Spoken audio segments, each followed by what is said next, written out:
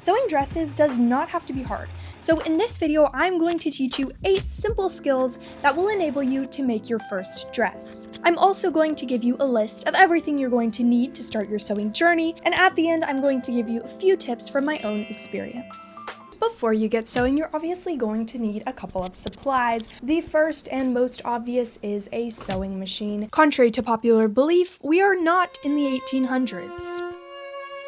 Sewing machines can get very expensive very fast. This sewing machine is a decently nice sewing machine. However, you do not need a $700 sewing machine to start sewing. This sewing machine is what I used to make all of these dresses. You're going to want an iron, pins, fabric, and thread.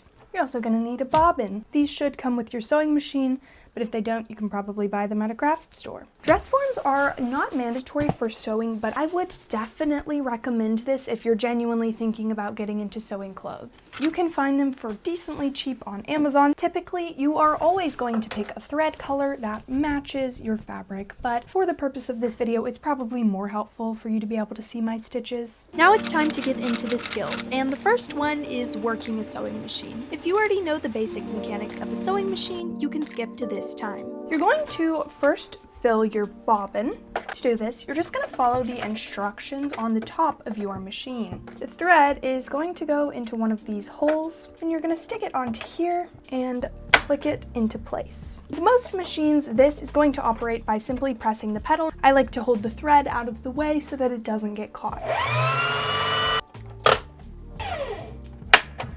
Now you have a bobbin. The bobbin is going to go into this part of the machine. Follow the instructions on here, and then you're going to stick it in and just leave the string out. And then to thread the rest of your machine, you are going to follow the instructions on the top of your machine. And then you're just going to thread it through the needle. You're probably going to want to start with this stitch, which is the straight stitch, and it's usually stitch 0 on a computerized sewing machine. Then you're going to look at length, tension, and width. On a computerized sewing machine, these things are usually set to automatic. For length on a straight stitch, I'm going to set it to 2, and for the tension on a straight stitch, I usually go 3 to 4, closer to 4. The width only matters in other stitches such as zigzag stitches. You're going to feed your fabric into the sewing machine, and there's usually a foot on the inner corner or back that you push down before you start sewing. To start, gently place your foot on the pedal and push down. If your machine does not have a button to knot it, I would recommend reverse stitching at the beginning to tie it. Mine has a little lever here to reverse, but some have buttons. You just hold it down and your machine will go backwards. I like to hold my hands on the fabric to steady it, but do not put them in front of the needle. To end it, I might also reverse stitch, and then you can push up the foot and pull the fabric out gently. Do not rip it. By yanking out the fabric, you can bend the insides of the machine and cause jams later on. Usually there's going to be on the side a little thing here which cuts your thread. On fancier machines, you're going to have a button with scissors on it that will cut it automatically. And there's what that looks like. When sewing things, you are almost always going to put the right sides of the fabric together. This means that the pretty sides of the fabric should be making out with each other, and the boring, ugly sides should be alone forever. You can use your foot, not this foot, this one, to guide your stitches. If you line it up with the edge of your fabric, this will help you sew in straight lines. This is how you get lovely seams with no visible stitches. If you are making a sleeve, skirt, bodice, or sewing on a zipper, you sew with the pretty sides together, then flip it inside out because these levers keep their issues hidden inside. While we're on the topic, here's a hack for making straps, sashes, and headbands. You fold your fabric so that the pretty sides are making out, then sew along the edge and the end. Hiding the ugly parts of the straps is super tedious, so tedious that me and my friends came up with a really creative name for it. Hell! However, this hack will greatly reduce your hatred of the world. You need a pencil and a straw that is big enough to go into the pencil. Feed the pencil into the strap, then shove it into the straw. You can then pull on the fabric and flip it around, hiding your problems with ease. Now you know how to sew things together, and that's about 98% of sewing, so you're doing great so far.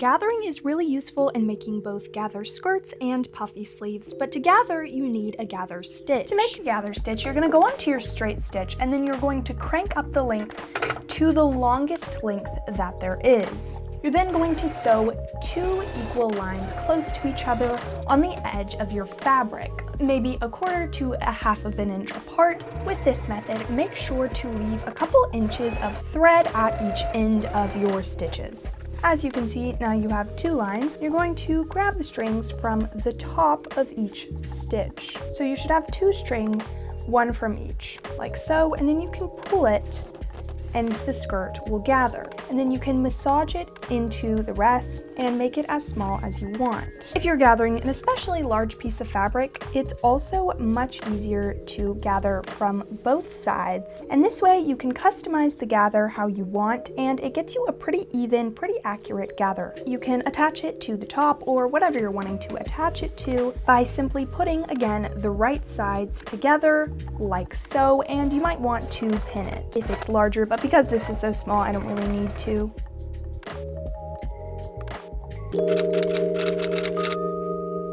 To make a circle skirt, you have to take some measurements like your waist and how long you want the skirt to be, and then divide your waist by this number and mark those out onto a folded piece of fabric, and you'll get something like this. The skirt you just saw me make was actually a half circle skirt because there are multiple different kinds of circle skirts. But with all of them, you have to make sure to add a zipper or button or clasp at the back so that you can fit it over your... The next thing we're going to look at is hemming. You're probably going to use it in every piece of clothing you sew. Make sure your skirt is ironed. You're going to fold up your fabric twice as thick as you want your hem to be.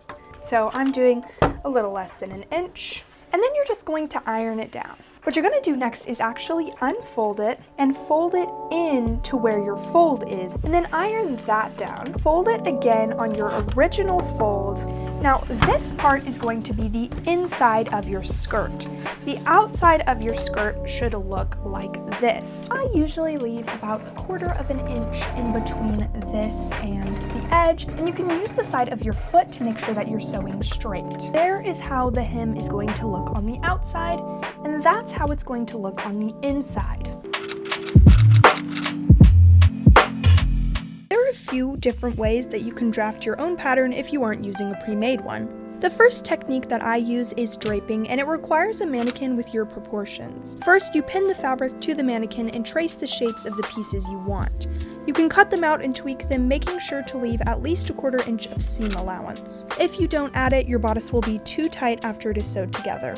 You will probably have at least 5 pieces, because if you're a woman, it doesn't matter how flat, you do have boobs and a waist, which means you have to accommodate. Your pieces will probably look something like this. If you don't have a mannequin, you can use the duct tape method, which includes wrapping your torso in saran wrap, then in duct tape, then tracing out the pieces you want and cutting it up. Once you have either the cut fabric or the duct tape, trace the shapes onto some sort of paper. I usually just use wrapping paper. This will save you work later because you can reuse the pattern. Trace the pattern pieces onto fabric and sew them together by putting the right sides together and stitching along the side. You have to repeat this twice because you also need to make the lining. There are a few ways to sew in the lining, but I flip the pieces together, right sides in. If I'm sewing a corset top or a top that is attached to the skirt, I leave the bottom open so that I can flip it right side out, but if not, I sometimes leave the side open. To make it extra crisp, you can sew across the top to flatten it. If you are going to add boning, there are a few different ways to do it. If you want the boning channels to show, you can stitch them straight into the bodice. I use heavy-duty zip ties and stick them in between the lining and the outer layer. If you don't want them to show, you can also sew the little boning channels and attach them to the lining before you sew it onto the outside of the bodice. If you are adding a corset back, you can either sew on buttonholes, add grommets, or make the back out of ribbon. To make the back out of ribbon, tie knots about 1 to 2 inches apart and fold them onto the back of the bodice. Then stitch it into place. If you're going to make a corset back, make sure to add boning right next to the lacing so that when you lace it up, it doesn't misshape your bodice. Now for some tips. Be careful where you buy fabric. This is one of the first dresses I made, and it cost me over $100 in material, more than all of these dresses combined.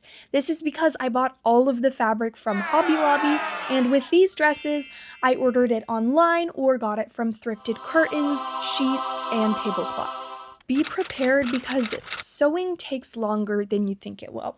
My first project I thought was going to be simple and I would finish it in a day. The first day I only got this skirt done, which took me like 7 hours. The best way to get better at sewing is just to sew. Your lines aren't going to be magically straight from watching YouTube videos. Your bodices aren't going to be perfectly fitted because you've watched 8 tutorials on how to make a corset. You simply have to sew, and that's going to be the best way to improve. If you're interested in making any of the specific dresses that you saw in this video, consider checking out my YouTube channel because I filmed the making of all of those dresses and have made videos out of all of them. I'm posting 2 times a week, so all of them should be out within the next 2 weeks. There are videos that are hopefully a little bit more entertaining and that go deeper into how I made each dress. That said, thanks so much for watching and good luck on your sewing journey.